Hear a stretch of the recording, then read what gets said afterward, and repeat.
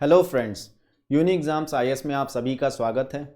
तो रोज़ की तरह आज हम फिर से आपके साथ क्या हैं उपस्थित हैं। आज कुछ नए क्वेश्चंस नए टॉपिक्स को लेके आए, हम उसको सॉल्व करेंगे और उसको देखेंगे जो कि हमारे एग्ज़ाम पॉइंट ऑफ व्यू से इम्पॉर्टेंट हो सकते हैं। फाइन, तो आइए आज के टॉपिक्स को देखते हैं, कवर करते हैं, शुरू करते हैं, जो भी कहें। तो आज का जो हमारा पहला टॉपिक शुरू करने से पहले हम आपको सबसे पहले एक जानकारी देना चाहते हैं कि यूनी एग्ज़ाम्स आईएएस जो है आपके लिए dedicated prelims crash course batch start कर चुकी है। अगर आपको इससे ज्वाइन करना है तो स्क्रीन पे दिए गए नंबर्स से आप कांटेक्ट करके जो भी आपकी क्वेरीज हैं, डाउट्स हैं, वो क्लियर कर सकते हैं। अब बात ये आती कि आप क्यों इस प्रोग्राम को ज्वाइन करें, ये ज़रूर कहीं ना कहीं क्वेश्चन मार्क आपके दिमाग में आएगा। वो इसलिए कि एक तरीके से ये जो प्रोग्राम स्ट्रक्चर किया गया है, ये 90 डेज़ का प्रोग्राम है। मतलब आपको इन अ शॉर्ट ड्यूरेशन या पीरियड ऑफ टाइम में जो भी आपका पूरा कोर्स है, सिलेबस है, प्रीलिम्स पॉइंट ऑफ व्यू से उसको कवर किया जाएगा प्रॉपर, किसी भी चीज़ को छोड़ा नहीं जाएगा। और आपके एग्ज़ाम से ये लगभग 1 महीने पहले इसको ख़त्म कर दिया जाएगा, जो जैसे कि आपके पास सफिशिएंट टाइम रिवीजन के लिए बचे। फाइन, तो इस वजह से क्या है, ये काफ़ी इंपॉर्टेंट है। और एक बात, ये दोनों मीडियम में अवेलेबल है, ऑफलाइन एंड ऑनलाइन, साथ ही साथ बाइलिंगुअल, मतलब हिंदी और इंग्लिश दोनों मीडियम में, दोनों मीडियम के छात्र ज्वाइन कर सकते हैं। ओके, और एक और सबसे खास बात क्या है इस प्रोग्राम की कि ये आपको उनके द्वारा पढ़ाया जाएगा जिन्होंने यूपीएससी ऑलरेडी सेलेक्ट किया है, क्वालिफाई नहीं, सेलेक्ट किया है। जो ऑफिसर्स हैं, सेलेक्टेड ऑफिसर्स, उनके द्वारा आपको एक तरीके से गाइडेंस या मेंटरशिप प्रोवाइड की जाएगी, जो कि एक बहुत ही अनयूजुअल चीज़ देखने को मिलती है। इस वजह से आप अगर सीरियस हैं यूपीएससी 2023 के लिए, तो आप इस पर्टिकुलर कोर्स को ज्वाइन कर सकते हैं और अपना जो भी डिसीजन है, इन्फॉर्म डिसीजन है, वो जल्दी से जल्दी ले सकते हैं। ओके, चूंकि लिमिटेड सीट्स रहेंगी तो इस वजह से आप जो भी नंबर्स दिए गए हैं स्क्रीन पे, वहां से कांटेक्ट करके जो भी आपको प्रॉब्लम हो, दिक्कतें हो, उसको आप क्लियर आउट कर सकते हैं। ओके, तो आइए आगे चलते हैं। तो आज का टॉपिक शुरू करने से पहले कल की क्लास जो थी, हमने एक क्वेश्चन के साथ छोड़ा था। आइए, हमने ये कहा था, आपसे बोला था कि आपको इसको सॉल्व करना है। तो आइए देखते हैं इस क्वेश्चन को, फाइन, कि कितने लोगों ने इसे सही किया है। तो हमारा क्वेश्चन क्या था, ये इन्वेजिव स्पीशीज से जुड़ा सवाल था। ये हमारा जो कहता है with reference to invasive species consider the following statements, जिसमें हमारा पहला है all exotic species of plants are invasive species. मतलब जितने भी एक्सोटिक स्पीशीज हैं प्लांट्स के, वो क्या है, इन्वेजिव स्पीशीज भी होते हैं। ओके, मतलब एक तरीके से ये एक्सोटिक स्पीशीज हो गया, ये क्या होगा, आउटर वाला इन्वेजिव स्पीशीज। एक तरीके से आप ये डायग्राम बना सकते हैं, इससे और अच्छे से आप समझ सकते हैं, जैसा कि आपने मैथ्स रीजनिंग में सिलोजिज्म पढ़ा होगा। ओके, इस स्टेटमेंट की बात करें तो ये स्टेटमेंट हमारा क्या है, इनकरेक्ट है, क्योंकि ये जरूरी नहीं है कि सभी एक्सोटिक स्पीशीज इन्वेजिव स्पीशीज हो ही। फाइन, एक्सोटिक स्पीशीज वैसे तो अगर हम बात करें तो दोनों ही क्या है, नॉन नेटिव स्पीशीज होते हैं, जो एक अलग एनवायरनमेंट में, इनका जो ओरिजिन एनवायरनमेंट होता है या इकोसिस्टम होता है, उसको छोड़ के ये कहीं और क्या करते हैं, किसी और पर्टिकुलर इकोसिस्टम में सरवाइव करते हैं और बहुत तेजी से रैपिडली इनकी ग्रोथ होती है, इन पर्टिकुलर जो इन्वेजिव, खासकर से इन्वेजिव स्पीशीज की। ओके, तो ये स्टेटमेंट हमारा क्या है, इनकरेक्ट हो जाता है, यहां से क्या है, इनकरेक्ट हो जाता है। फाइन, दूसरा है कि lantana camara is an invasive species native to Europe. ये क्या है, इन्वेजिव स्पीशीज है जो कि नेटिव प्लेस इसका क्या है, यूरोप। इस स्टेटमेंट की भी अगर बात करें तो ये स्टेटमेंट भी क्या है, इनकरेक्ट है। क्यों इनकरेक्ट है, अब आप सोच रहे होंगे, क्योंकि ये पार्ट तो हमारा क्या है, बिल्कुल सही है, लैंटाना कमारा एक इन्वेजिव स्पीशीज है, बट ये जो है यूरोप का नेटिव नहीं है, ये अमेरिकन, जो अमेरिका है वहाँ उस प्लेस में उस एरिया में एक तरीके से नेटिव स्पीशीज है उस एरिया का। ये एक श्रब है, एक तरीके का फ्लावरिंग प्लांट है या ऑर्नामेंटल प्लांट बोल सकते हैं। जैसा कि आप डायग्राम में देख सकते हैं, ये क्या है, देखने में काफ़ी अट्रैक्टिंग लगता है। इस वजह से इसको शादियों में या अदर जो फंक्शंस होते हैं वहाँ पे इसको यूज़ किया जाता है सजावट के लिए। फाइन, तो यहाँ से हमारा जो आंसर है, चूंकि हमसे करेक्ट पूछा जा रहा है, तो यहाँ हमारा डी ऑप्शन करेक्ट होगा। ओके, तो ये था हमारा कल का क्वेश्चन। अब आइए आज के टॉपिक्स की शुरुआत करते हैं। तो आज का जो हमारा पहला टॉपिक है, क्लाइमेट से जुड़ा ये टॉपिक है। जो एनवायरमेंट पोल्यूशन की अक्सर बात होती है न्यूज़ में, यहाँ पे हम जो है गवर्नमेंट के एक प्रोग्राम्स की बात करेंगे जिसका नाम है National Clean Air Programme, NCAP, जिसको शॉर्ट फॉर्म में बोला जा रहा है। रिसेंटली अगर बात करें, रिसेंटली ये देखा गया गवर्नमेंट्स की जो सिटीज़ हैं जो इस पर्टिकुलर प्रोग्राम के अंदर जिनको मॉनिटर किया जा रहा है कि कैसे कैसे एक तरीके से उनको जो पोल्यूशन है उसको किस तरीके से कम किया जाए। तो एक तरीके से जो मॉनिटरिंग हुई है उसमें ये देखा जा रहा है कि बहुत कम एक तरीके से जो ग्रोथ है इनका, जैसे पॉल्यूटेंट्स जो पॉल्यूशन लेवल है बहुत धीरे धीरे स्लो प्रोग्रेस देखा जा रहा है उसको पॉल्यूशन को कम करने में, खास air quality, okay, air pollution को कम करने में जो रेट होना चाहिए उस रेट पे उसमें कमी नहीं देखी जा रही है। फाइन, तो अगर हम सोर्सेज की बात करें तो बहुत सारे सोर्सेज से हमारा जो एयर है वो पॉल्यूट होता है। फॉर एग्जांपल नेचुरल सोर्स भी हो सकते हैं और मैन मेड सोर्सेज भी हो सकते हैं, जैसे सिटीज़ हो गए, अर्बनाइजेशन जो प्रोसेस है, ऑयल एंड फर्टिलाइज़र जो प्लांट्स है, इंडस्ट्रीज़ है, वहाँ से रिलीज़ होता है जो भी गैसेज हैं। वॉल्केनोज, नेचुरल की बात करें तो वॉल्केनोज हो गया, ये भी एक इम्पॉर्टेंट क्या है फैक्टर है जो कंट्रीब्यूट करता है कहाँ, एयर को पॉल्यूट करने में। उसके साथ साथ व्हीकल्स हो गए, एयरप्लेन्स हो गए, ये सारी चीज़ें भी कहीं ना कहीं एयर को हमारे डिग्रेड करती हैं एनवायरनमेंट को। फाइन, तो एक तरीके से ये पाई चार्ट है जहाँ पे आपको सोर्सेज दिखा रहे हैं कौन कौन से सोर्सेज से, जिसके बारे में हम पहले बात कर चुके हैं आपसे। तो इस अगर कैंपेन की बात करें या इस programme National Clean Air Programme है, इसको लॉन्च 2019 में किया था गवर्नमेंट के द्वारा। पर्टिकुलर मिनिस्ट्री की बात करें तो ministry of environment, forest and climate change के द्वारा।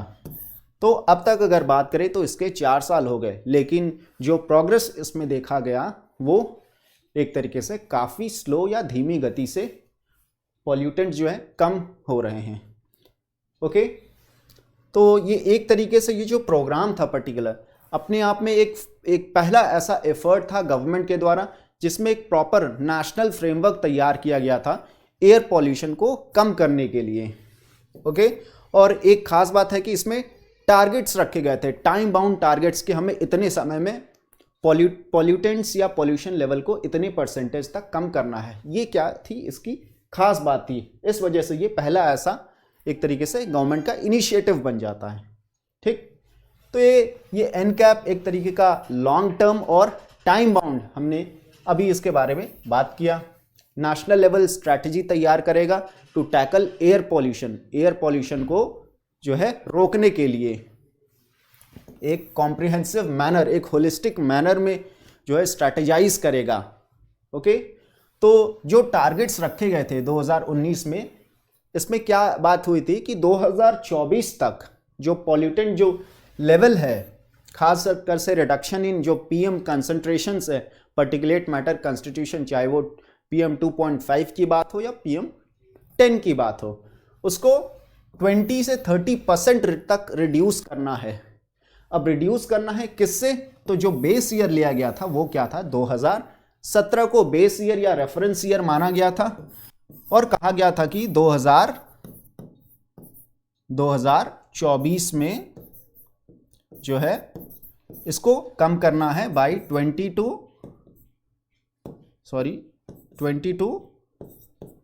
30% तक कम करना है इसको। ओके, तो ये इसके क्या थे, गोल्स थे। लेकिन एक तरीके से बाद में गवर्नमेंट ने इसको अभी क्या किया, अपग्रेड किया इस पर्टिकुलर टारगेट को। फाइन, अब क्या किया गया, इसी टारगेट को इंक्रीज कर दिया गया है कि 40% तक हमें पॉल्यूटेंट पॉल्यूशन लेवल में रिडक्शन लाना है, लेकिन जो टाइम पीरियड है उसको भी चेंज कर दिया गया है, वो है 2026 तक का अब टारगेट रखा गया है। ओके, तो इस पर्टिकुलर प्रोग्राम के तहत बहुत सारे सिटीज़, खासकर से उन सिटीज़ को मॉनिटर किया जाएगा जहाँ पे बहुत ज़्यादा या सब मतलब मोस्ट पॉल्यूटेड जो सिटीज़ है इंडिया में, उनको इस प्रोग्राम के अंदर मॉनिटर किया जाएगा और उन पे काम किया जाएगा। ओके, और ऐसे शहरों को हम नॉन अटेनमेंट सिटीज़ के नाम से एक तरीके से ये स्टेटस दे दिया गया है। ओके, नॉन अटेनमेंट सिटीज़ क्या होते हैं? एक तरह से वो शहर या वो cities that do not meet National Ambient Air Quality, जो स्टैंडर्ड है हमारा उसको मीट नहीं कर पाता फॉर द पीरियड। अगर हम 2011 से 2015 तक का पीरियड देखें तो उस पर्टिकुलर ड्यूरेशन में जो टारगेट्स थे या जो स्टैंडर्ड मैच करना था वो इन शहरों ने अचीव नहीं कर पाया, इसीलिए हमने इसको नॉन अटेनमेंट सिटीज़ बोल दिया एनकैप प्रोग्राम के तहत। फाइन, और ये जो National Ambient Air Quality Standard है ये नैम्प प्रोग्राम के अंडर आता है, जिसको क्या कहते हैं? National Air Quality Monitoring Programme. Fine, तो ये जो National Ambient Air Quality Standard है इसके तहत 12 पॉल्यूटेंट्स कैटेगराइज किए हैं, उसके बारे में हम आगे देखेंगे कि कौन कौन से हैं, क्योंकि कभी कभी ये स्टेटमेंट्स के फॉर्म में हमें इन पॉल्यूटेंट्स को दे देता है और पूछ देता है कि कौन से पॉल्यूटेंट्स इस पर्टिकुलर स्टैंडर्ड के तहत आते हैं। ऐसे भी क्वेश्चन पूछे जा सकते हैं। फाइन, तो नैम्प प्रोग्राम की अगर हम बात करें तो ये सेंट्रल पॉल्यूशन कंट्रोल बोर्ड द्वारा एडमिनिस्टर किया जाता है, जो देख रेख होता है यही पर्टिकुलर बॉडी जो है वो करती है। ये नेशन वाइड प्रोग्राम है, ऑल ओवर इंडिया इसको किया जाता है, अप्लाई किया जाता है। Fine, for of ambient Air Quality monitoring, जो एयर क्वालिटी है उसको मॉनिटर किया जाता है। तो इसके तहत 4 एयर पॉल्यूटेंट्स को कैटेगराइज किया गया है, जिसको जो है हर जगह क्या किया जाता है? मॉनिटर किया जाता है। कौन कौन से वो पॉल्यूटेंट्स हैं? पहला तो सल्फर डाइऑक्साइड हो गया, वहीं दूसरा है ऑक्साइड्स ऑफ नाइट्रोजन या नाइट्रोजन डाइऑक्साइड।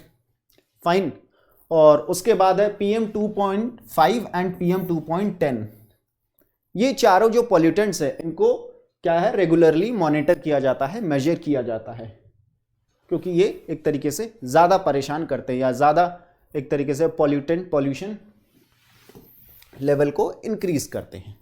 ओके, तो ऑब्जेक्टिव से ये कुछ नैम के उसके क्या काम है, क्या चीज़ें हैं, ज़्यादा डिटेल में हमें नहीं जाना है। क्या एक तरीके से ये इट विल डिटरमाइन स्टेटस और ट्रेंड डिटरमाइन करेगा कि क्या क्वालिटी अभी करंट सिचुएशन में कैसा लेवल है पॉल्यूशन का, उस हिसाब से हम पॉलिसी या इनिशिएटिव्स या स्कीम्स ला सकते हैं एयर पॉल्यूशन को कम करने के लिए। साथ ही साथ आइडेंटिफाई नॉन अटेनमेंट सिटीज़, ऐसे कौन से शहर हैं जो ज़्यादा मोस्ट पॉल्यूटेड सिटीज़ हैं, ताकि हम उन पे स्पेसिफिकली काम कर सके। तो ये सारे इसके ऑब्जेक्टिव्स हैं। ओके, जिसके लिए इस पर्टिकुलर प्रोग्राम को लाया गया। तो ये आप देख सकते हैं, जिस 12 पॉल्यूटेंट्स की हम बात कर रहे थे कि नेशनल एम्बिएंट जो एयर क्वालिटी स्टैंडर्ड है उसके तहत कौन कौन से पॉल्यूटेंट्स मेंशन किए गए। तो सल्फर डाइऑक्साइड है, नाइट्रोजन डाइऑक्साइड है, PM10 PM 2.5 है, ओजोन है, लेड है, carbon monoxide, ammonia, benzene, benzopyrene, arsenic और निकल। तो ये 12 पॉल्यूटेंट्स हैं जो इस पर्टिकुलर स्टैंडर्ड्स के तहत मेंशन किए गए हैं। तो आइए सवाल देखते हैं। With reference to National Clean Air Programme consider the following statements. पहला हमारा इट इज फर्स्ट एवर, पहला ऐसा एफर्ट है in the country to frame national framework for air quality management with time bound reduction target. बिल्कुल सही बात है, ये इसके बारे में हमने अभी डिटेल में पढ़ा। दूसरा है the centre set a new target of 40% reduction in particulate matter concentration in cities covered under NCAP by 2026। इसके बारे में मैंने आपको बताया था कि जो अपग्रेड कर दिया है टारगेट को 40% और 2026 तक के लिए। ओके, तीसरा है कि the National Air Quality Monitoring Programme is administered by Central Pollution Control Board. ये भी स्टेटमेंट हमारा बिल्कुल क्या है? सही स्टेटमेंट है। ओके, तो यहां से जो हमारा आंसर निकल के आता है दैट इज D 1, 2 एंड 3, सभी जो स्टेटमेंट्स दिए गए हैं वो करेक्ट हैं। तो आइए अगले टॉपिक पे चलते हैं। अगला टॉपिक हमारा मकर संक्रांति से रिलेटेड है, जो रिसेंटली आपने भी सेलिब्रेट किया होगा। हम सब ने इसको सेलिब्रेट किया, ऑल ओवर इंडिया लेवल का ये फेस्टिवल है। तो इसके बारे में कुछ इंपॉर्टेंट पॉइंट्स जो आर्ट एंड कल्चर के पॉइंट ऑफ व्यू से एग्जाम में भी पूछे जा सकते हैं। तो आइए उसको जानते हैं, इंपॉर्टेंट फीचर्स क्या हैं इस पर्टिकुलर फेस्टिवल के। तो मकर संक्रांति को बहुत सारे नामों से जाना जाता है, जैसे उत्तरायण, मकर हो गया, या संक्रांति। फाइन, ये क्या है, हिंदू फेस्टिवल है और इसको अक्सर जो है हम जनवरी 15 को मनाते थे। ओके, यूजुअली इसी पर्टिकुलर डेट को मनाते हैं और ये दिन जो है एक तरीके से इट मार्क्स द ट्रांजिशन, जब सन जो है, सूर्य जो है अपने एक तरीके से धनु राशि को छोड़ के कहाँ प्रवेश करता है, मकर राशि में, जिसको कैप्रिकॉर्न बोलते हैं हम मकर राशि को। फाइन, और धनु राशि है जो उसको सैगिटेरियस बोलते हैं। तो ये धनु से कहाँ प्रवेश करता है, मकर राशि में सूर्य जो है प्रवेश करता है। इसी वजह से इसी सिग्निफिकेंस में हम मनाते हैं। और भी बहुत सारे कारण हैं। तो ये एक तरीके से ये जो दिन होता है, it marks the end of long cold winter months. मतलब जैसा कि हम देखते हैं सर्दियों में क्या होती है, रात बड़ी हो जाती है। तो इस पर्टिकुलर दिन के बाद जो है, जो रातें हैं वो छोटी होती जाती हैं और एक तरीके से जो क्लाइमेट है वो माइल्डर होता जाता है, from harsher cold climate to milder climate. और एक तरीके से ऑनसेट ऑफ स्प्रिंग को रिप्रेजेंट करता है, डिनोट करता है, वसंत ऋतु एक तरीके से जो हम बोलते हैं। ओके, तो इस तरीके से हम देखें तो चेंज ऑफ सीजन जो है उसको ये रिप्रेजेंट करता है, मार्क करता है ये पर्टिकुलर फेस्टिवल। और उसके साथ साथ एक तरीके का होप और पॉजिटिविटी लेके आता है, एक नई शुरुआत लेके आता है हमारे जीवन में, जिसको कि लोग बेहद खुशहाली से मनाते हैं। और जैसा कि हम जानते हैं कि हमारे इंडिया में मोस्ट ऑफ द फेस्टिवल जो है कहीं ना कहीं वो एग्रीकल्चर से हमारा जुड़ा होता है। तो ये भी फेस्टिवल एग्रीकल्चर से जुड़ा हुआ है। It is a harvest festival, जब एक तरीके से जो फार्मर्स हैं अपना जो भी उन्होंने हार्डवर्क किया है, जो लेबर किया है, जो क्रॉप प्रोड्यूस किया है, उसके हार्वेस्ट के बाद ये पर्टिकुलर फेस्टिवल मनाते हैं with Joy, happiness and happiness. Fine, तो जिससे कि जो उन्होंने क्रॉप या हार्ड लेबर है उसके कंटेक्स्ट में ये मनाया जाता है। तो एक तरीके से ये एक शांति का समय है जिसमें जो भी अनबन होती है लोगों में उसको भूल के लोग एक साथ मिलके ये त्यौहार मनाते हैं, जिसको क्या कहते हैं, मकर संक्रांति। तो इसको इंडिया के डिफरेंट पार्ट्स में अलग अलग नाम से जानते हैं। अगर जैसे कि हम देखें, गुजरात में उत्तरायण बोलते हैं, तमिलनाडु में पोंगल बोलते हैं, फाइन, पंजाब में लोहरी के नाम पे मनाया जाता है। उसी तरीके से डिफरेंट स्टेट्स में जैसे यूपी और बिहार में इसको खिचड़ी पर्व के नाम पे मनाया जाता है, असम में माघ बिहू बोलते हैं हम इसको। तो इस तरीके से बहुत सारे क्या हैं, नाम जुड़े हुए हैं। तो इस पर्टिकुलर फेस्टिवल में बहुत सारे फेयर्स या मेले कंडक्ट होते हैं, जैसे गंगा सागर मेला हो गया और भी तरह तरह के, माघ मेला हो गया, ये सारे इसी टाइम पीरियड में कंडक्ट किए जाते हैं। ओके, तो ये बल्कि इंडिया में ही नहीं और भी कंट्रीज़ में इसको मनाया जाता है और वहाँ भी अलग नाम से इसको जानते हैं। जैसे नेपाल की बात करें तो माघे संक्रांत के नाम से, वहीं थाईलैंड में सोंक्रांत के नाम से और कैम्बोडिया में मोहन सोंक्रांत के नाम से जानते हैं, क्योंकि वहाँ भी क्या है, हिंदू जो लोग हैं रहते हैं और इस पर्टिकुलर फेस्टिवल को मनाते हैं। तो आइए सवाल देखते हैं। पहला हमारा वर्जन्स ऑफ मकर संक्रांति और इधर स्टेट पूछा है, कौन सा पेयर हमारा करेक्ट है। तो करेक्टली मैच्ड पूछा है। तो यहाँ क्या है, पहला हमारा सुग्गी हब्बा, ये तमिलनाडु, ये क्या है हमारा इनकरेक्ट है। क्यों? क्योंकि हम जानते हैं कि तमिलनाडु में इस पर्टिकुलर फेस्टिवल को क्या बोलते हैं, पोंगल के नाम से जानते हैं। किस नाम से? पोंगल के नाम से जानते हैं। दूसरा हमारा मकर चौला उड़ीसा, ये स्टेटमेंट हमारा क्या है, बिल्कुल करेक्ट है। वहीं शिशुर सेनक्रात, ये कहाँ, कश्मीर में इस नाम से हम इसको मनाते हैं, ये भी हमारा करेक्ट है। तो यहाँ से एक तरीके से हम देखें तो दो पेयर्स जो है हमारे करेक्ट हैं, तो ये हमारा आंसर हो जाता है। ओके, तो आइए अगला टॉपिक देखते हैं। अगला टॉपिक हमारा आर्ट एंड कल्चर से जुड़ा हुआ टॉपिक है। स्पिक मैके प्रोग्राम का नाम आपने ज़रूर सुना होगा, क्योंकि काफ़ी पुराना ये प्रोग्राम कंडक्ट कराती है। ये पर्टिकुलर इंस्टीट्यूशन जो है, हमारे स्कूलों में भी इस प्रोग्राम को कंडक्ट किया जाता था। ओके, तो मिनिस्ट्री ऑफ कल्चर के साथ कोलैबोरेशन करके ये म्यूज़िक इन द पार्क नाम का एक सीरीज़, एक प्रोग्राम स्टार्ट करेगी इस साल, जिसको हम अंडर द नेम ऑफ श्रुति अमृत के नाम से जानेंगे। फाइन। ये अक्सर हर जगह पे हर सिटीज़ में, स्टेट में प्रोग्राम्स कंडक्ट करवाते हैं, चाहे वो स्कूल्स हो गए, कॉलेजेस, इंस्टीट्यूशंस हो गए, वर्ल्ड लेवल पे भी ये प्रोग्राम्स, वर्कशॉप्स वगैरह कंडक्ट कराते हैं ये पर्टिकुलर बॉडी। ओके, तो एक तरीके से इसके बारे में हमने आपसे बात पहले ही कर लिया। तो एक प्रोग्राम्स में इनका जो एम होता है, ऑब्जेक्टिव होता है, उसमें क्या होता है कि दे वांट टू शोकेस जो इंडिया का जो क्लासिकल म्यूजिक है या आर्ट और कल्चर है उसको रिप्रेजेंट करने के लिए ये वर्कशॉप्स या प्रोग्राम्स कंडक्ट करवाते हैं।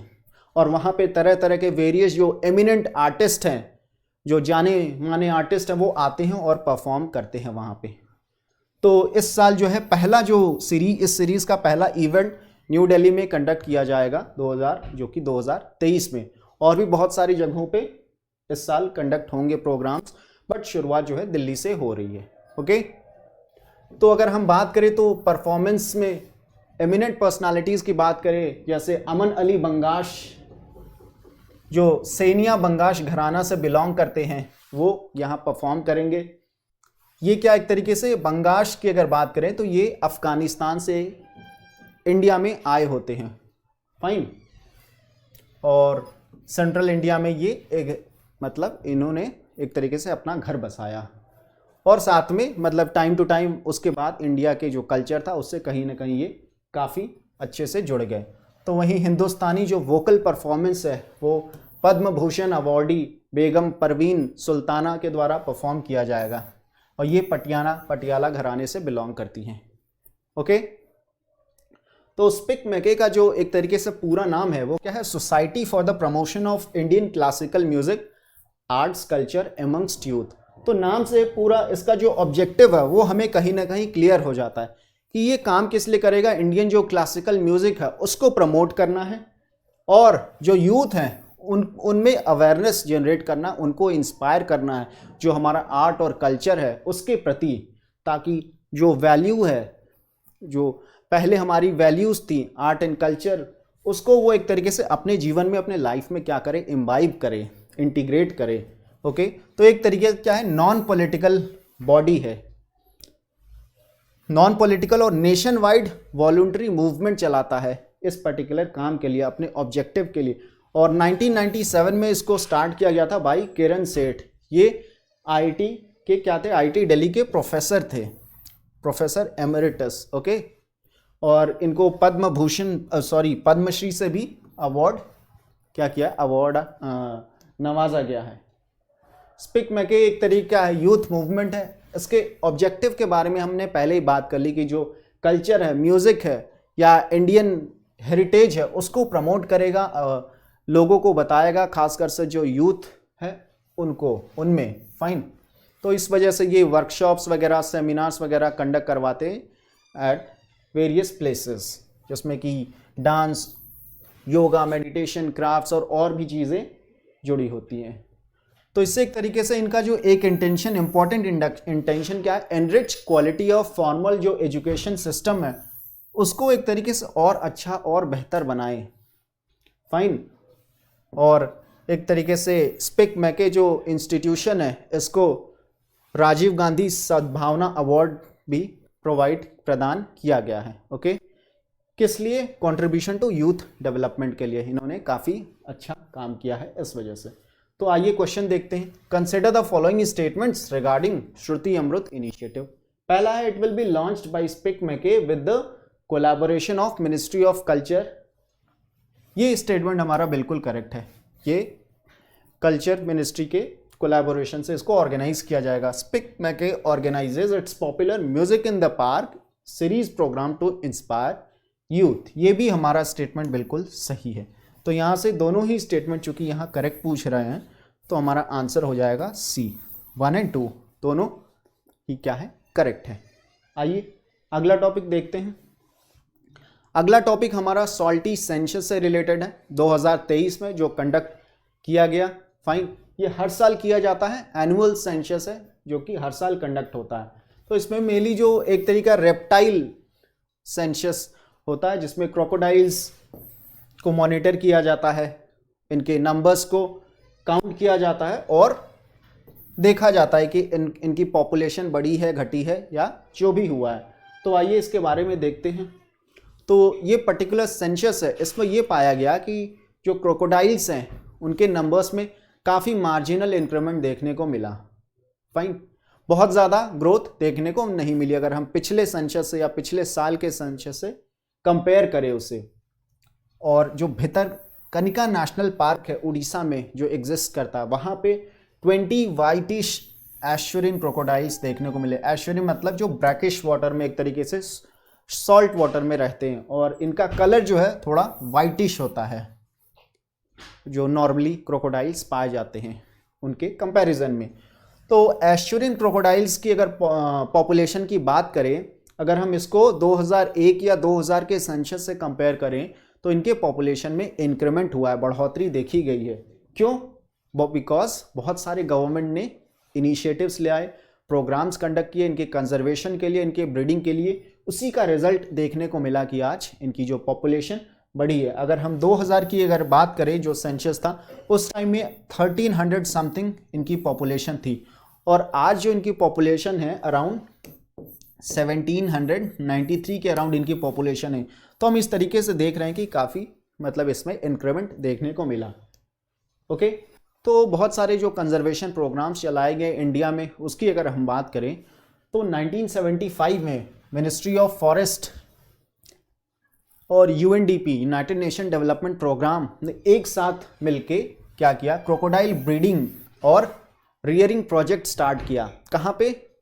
दंगमाला, जो कि भितरकनिका पार्क है उसके अंदर आता है। वहाँ पे इन्होंने ये काम शुरू किया, जिसका रिजल्ट ये रहा, काफ़ी पॉजिटिव रिजल्ट मिला और पॉपुलेशन जो है ग्रो कर पाए इस पर्टिकुलर इनिशिएटिव की बदौलत। वहीं दूसरा है कि breeding and rearing programme for 3 species of crocodiles, 3 species mainly जो इंडिया में पाए जाते हैं।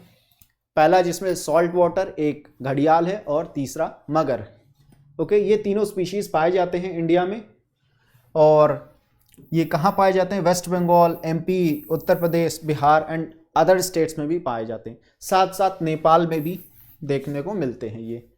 ओके, तो आइए अगर एक बात करें, उड़ीसा जो स्टेट है इंडिया में, ये एक इकलौता स्टेट है। It is the only state in India जहाँ पे तीनों स्पीशीज जिसकी अभी हमने बात करी, तीनों स्पीशीज यहाँ पे पाए जाते हैं। ये इंपॉर्टेंट पॉइंट हो सकता है हमारे क्वेश्चन में, एक स्टेटमेंट के तौर पे दे सकता है अगर इससे जुड़ा, इस पर्टिकुलर टॉपिक से जुड़ा सवाल पूछा गया है अगर। तो बौला प्रोजेक्ट भी स्टार्ट किया गया था, दंगमाल में ही स्टार्ट किया गया था। ये सारे लगभग देखे तो प्रोजेक्ट्स उड़ीसा में ही शुरू किए गए, स्टार्ट किए। क्यों? क्योंकि उड़ीसा जो है एक इम्पॉर्टेंट सेंटर है, ऐसा स्टेट है जहाँ पे सबसे ज़्यादा इंडिया में क्रोकोडाइल्स देखने को मिलते हैं। इसी वजह से यहीं इसी पर्टिकुलर जगह पे या प्लेस पे या स्टेट में ही ये सारे प्रोग्राम्स, ज़्यादातर प्रोग्राम्स अगर बोले तो शुरू किए गए। तो उड़िया में बौला का क्या मतलब होता है? Salt water crocodile. ओके, तो दंगमाल इसकी बात की हमने, भितरकनिका सेंचुरी में पड़ता है। और इसके अलावा इन प्रोग्राम्स के अलावा भी कैप्टिव ब्रीडिंग भी की गई क्रोकोडाइल्स की। कहाँ पे? नंदनकनन जो पार्क है उड़ीसा में, वहाँ पे। फाइन, तो मैप में आप देख सकते हैं भितरकनिका जो नेशनल पार्क है, ये हमारा जो एरिया है, ये जो बॉर्डर्ड एरिया है, ये क्या है? उड़ीसा में भितरकनिका सेंचुरी और नेशनल पार्क को रिप्रेजेंट करता है। फाइन, इसके अगर हम ईस्ट में देखें तो गहीरमाथा मरीन सेंचुरी है, जो किसके लिए फेमस है? आप सभी ने जाना होगा, यहाँ पे ओलिव रिडली टर्टल्स की पॉपुलेशन काफ़ी ज़्यादा देखने को मिलती है, काफ़ी ज़्यादा, जो कि यहाँ पे आते हैं वो ब्रीडिंग के पर्पज से। फाइन, तो ये हमारा मैप है भितरकनिका नेशनल पार्क का। ओके, तो ये 3 क्रोकोडाइल्स, ये जो स्पीशीज हैं यहाँ इंडिया में नॉर्मली पाए जाते हैं या देखने को हमें मिलते हैं, जिसमें पहला हमारा है मगर।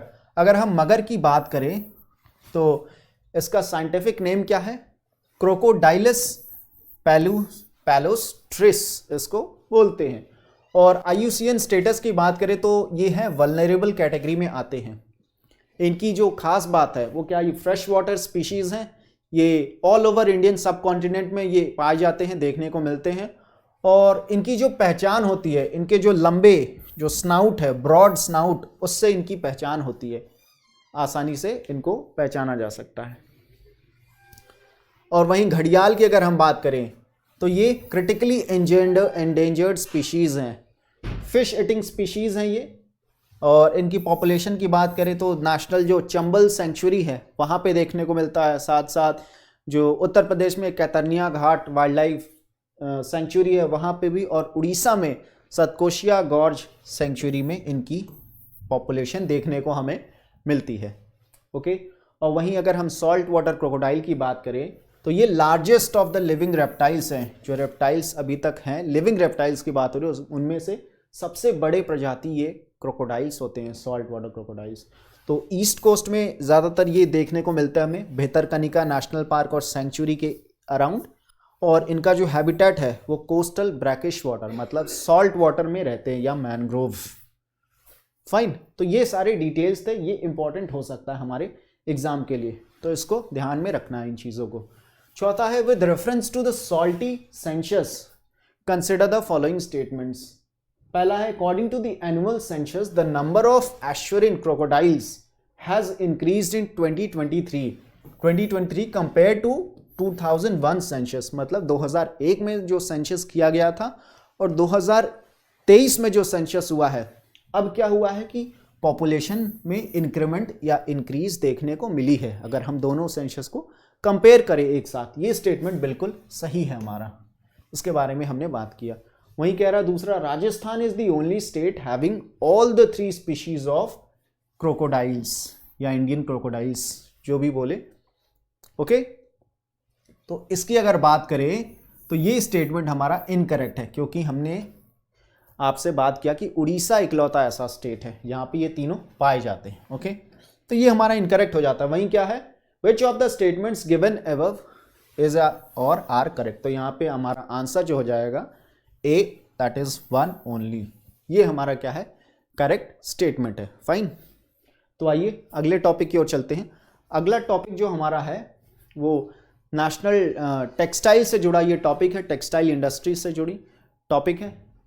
रिसेंटली न्यूज़ में ये पर्टिकुलर इंस्टीट्यूशन रहा, नेशनल जो टेक्सटाइल कॉरपोरेशन लिमिटेड है, ये क्या है, सेंट्रल गवर्नमेंट की एक एंटरप्राइज है, मिनिस्ट्री ऑफ टेक्सटाइल के तहत आती है। रिसेंटली मुंबई में जो एरिया इनका लैंड मिल्स, जो लैंड है मिल्स के तहत जो आता है, वहाँ पे जो चॉल्स बने हुए हैं करेंटली, तो उनके साइज़ को, उनके एरिया को बढ़ाया जाएगा। तो इससे क्या फ़ायदा होगा, जो उन चॉल्स में लोग रह रहे हैं, चॉल्स क्या होते हैं, जहाँ पे एक तरीके से बहुत अच्छी कंडीशन, लिविंग कंडीशंस नहीं होती, जो बिल्डिंग्स होते हैं बहुत ही पुअर कंडीशन वहाँ पे देखने को मिलती है।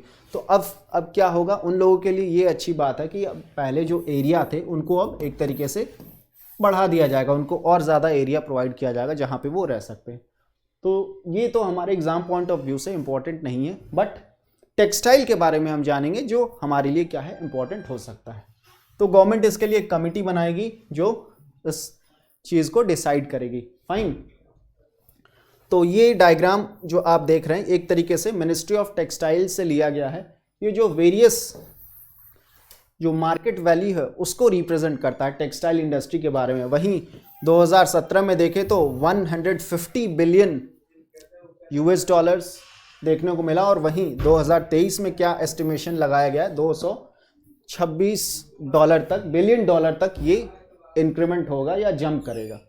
ओके, तो मिनिस्ट्री ऑफ टेक्सटाइल जो है वो शेड्यूल ए कंपनी है, सॉरी मिनिस्ट्री ऑफ टेक्सटाइल्स नहीं, नेशनल टेक्सटाइल कॉरपोरेशन लिमिटेड। ये 1968 में इसको इनकॉर्पोरेट किया गया था गवर्नमेंट के द्वारा, और इसको जो इनिशियली इसका जो मेन एम था उसकी अगर बात करें तो उस टाइम पे जो प्राइवेट एंटरप्राइजेस थे, काफ़ी उनकी कंडीशन काफ़ी ख़राब थी, एक तरीके से सिक बोल सकते हैं, तो उसको ओवरटेक किया गवर्नमेंट ने थ्रू वेरियस नेशनलाइजेशन एक्ट्स, उसको नेशनलाइज किया और उसकी जो कंडीशन है इम्प्रूव करने के लिए काम किया, कोशिश किया। तो अभी अगर बात करें तो इसके अंडर बहुत सारे टेक्सटाइल मिल्स आते हैं जो यार्न या फैब्रिक प्रोड्यूस करते हैं, जो अलग अलग जगहों पे यूज़ होते हैं, चाहे गारमेंट इंडस्ट्री की बात करें या अपैरल्स, इन सभी जगहों पे इनका यूज़ किया जाता है। तो मिनिस्ट्री ऑफ टेक्सटाइल्स के तहत एक स्कीम लाया गया जिसको हम amended textile upgradation fund scheme बोलते हैं। अमेंडेड क्यों, अगर इसकी आप इसके बारे में सोच सकते हैं, इसलिए कि पहले जो है टफ स्कीम आया था, इसको 1999 में गवर्नमेंट के द्वारा लाया गया था। क्यों लाया गया था? टू मॉडर्नाइज जो हमारा टेक्सटाइल इंडस्ट्री है या सेक्टर है उसको और मॉडर्नाइज बनाने के लिए, उसको और बेहतर बनाने के लिए। फाइन।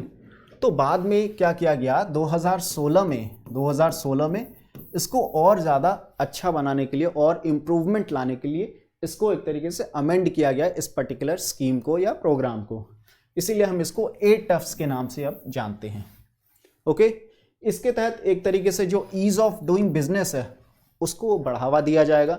इसके साथ साथ एम्प्लॉयमेंट जनरेशन पे फोकस किया जाएगा गवर्नमेंट के द्वारा, और इसके साथ साथ जो एक्सपोर्ट प्रमोशन है, जो हम टेक्सटाइल इंडस्ट्री को और बढ़ा सकते हैं और बूस्ट कर सकते हैं, जिससे कि वो इंडियन इकोनॉमी है उसमें एक मेजर रोल प्ले करे एक पार्टनर के तौर पे। तो ये सारे इसके एम्स और ऑब्जेक्टिव्स थे जिसके लिए लाया गया था। ओके, तो ये क्या करता है कि क्रेडिट लिंक्ड सब्सिडी प्रोवाइड करता है। फाइन, जिसको हम कैपिटल इन्वेस्टमेंट बोल सकते हैं, जो कंपनीज है उनको under make in India initiative जो स्कीम आई थी सरकार द्वारा लाई गई थी, जिससे कि इंडिया में एक तरीके से जो टेक्सटाइल इंडस्ट्रीज हैं, कंपनीज हैं, उनको और ज़्यादा बूस्ट मिले। ओके, और साथ ही साथ zero defect zero effect initiative of government, मतलब ये जो प्रोडक्ट्स तैयार किए जाएंगे ये ग्लोबल स्टैंडर्ड के होने चाहिए, जिससे कि इसको बाहर जो है देशों में एक्सपोर्ट किया जा सके और उससे एक अच्छा रेवेन्यू और फॉरेन एक्सचेंज ला सके। इस वजह से क्या है, इसको लाया गया था। तो वहाँ पे investment, it will facilitate employment भी कहीं ना कहीं जनरेट करेगा, क्वालिटी जो होगी, प्रोडक्टिविटी होगी, वो भी अच्छा होगा। फाइन, तो ये सारी क्या थे, इसके एम्स थे, ऑब्जेक्टिव्स थे। और इसके साथ साथ एक तरीके से इट विल इनडायरेक्टली क्या करेगा, it will promote investments in manufacturing of, जो भी टेक्सटाइल इंडस्ट्री से जुड़े मैन्युफैक्चरिंग हो, मशीन्स हो, टेक्नोलॉजी हो, उसमें भी कहीं ना कहीं इनडायरेक्ट तरीके से क्या होगा, इन्वेस्टमेंट देखने को मिलेगा अगर इस पर्टिकुलर इंडस्ट्री को हम या कंपनीज को क्या करेंगे, सपोर्ट करेंगे फाइनेंशियली। ओके, तो ये क्वेश्चन है हमारा, आइए इसको पढ़ते हैं। तो with reference to textile sector in India consider the following statements. पहला हमारा है कि नेशनल टेक्सटाइल कॉरपोरेशन लिमिटेड, ये क्या है, सेंट्रल पब्लिक सेक्टर एंटरप्राइज है, जिसको 1968 में बनाया गया था, स्टैब्लिश किया गया था। क्यों? For managing affairs of sick textile undertaking in private sector. दूसरा है एटफ्स, क्या है, क्रेडिट लिंक्ड सब्सिडीज स्कीम है for capital investment in manufacturing and textile sector. तो ये क्वेश्चन मैं आप पे छोड़ता हूँ, आप इस पर्टिकुलर क्वेश्चन को क्या करें, सॉल्व करिए, क्योंकि इसके बारे में ओवरऑल जो जानकारी थी वो हमने ले ली है। फाइन, तो आप इस क्वेश्चन का आंसर कमेंट में क्या करिए, लिखिए, अपने जो भी आंसर हो उसको क्या करिए, लिखिए, और हम कल जो है इसको, इस पर्टिकुलर क्वेश्चन को क्या करेंगे, डील करेंगे, देखेंगे, और ये उम्मीद है कि आप सब इसका सही आंसर देंगे। फाइन, तो ये ओवरऑल क्या था, ये हमारा टेक्सटाइल से जुड़ा ये टॉपिक था। अगर टेक्सटाइल की और कुछ और पॉइंट्स जो बात कर ले, जो मेंस में भी आप एक तरीके से अपने आंसर को फैक्ट्स के साथ इंटीग्रेट कर सकते हैं, जैसे कि अगर हम इंडिया की जीडीपी की बात करें तो ये 2% कंट्रीब्यूट करता है इंडियन जीडीपी में। ओके, तो ये चीज़ हम एक तरीके से जोड़ सकते हैं अपने आंसर्स में। फाइन, तो ये था। अब वहीं अगर हम जॉब की बात करें तो ये लगभग 45 मिलियन लोगों को जॉब्स प्रोवाइड करता है, जो कि एक काफ़ी ह्यूज नंबर है। ओके, तो ये सारी डिटेल्स थी। तो आप इस क्वेश्चन को सॉल्व करिए, और कल तो इसी तरह कल हम आपसे फिर मिलेंगे इसी टाइम पे। ओके, नए क्वेश्चंस के साथ, नए टॉपिक्स के साथ। तब तक के लिए थैंक यू।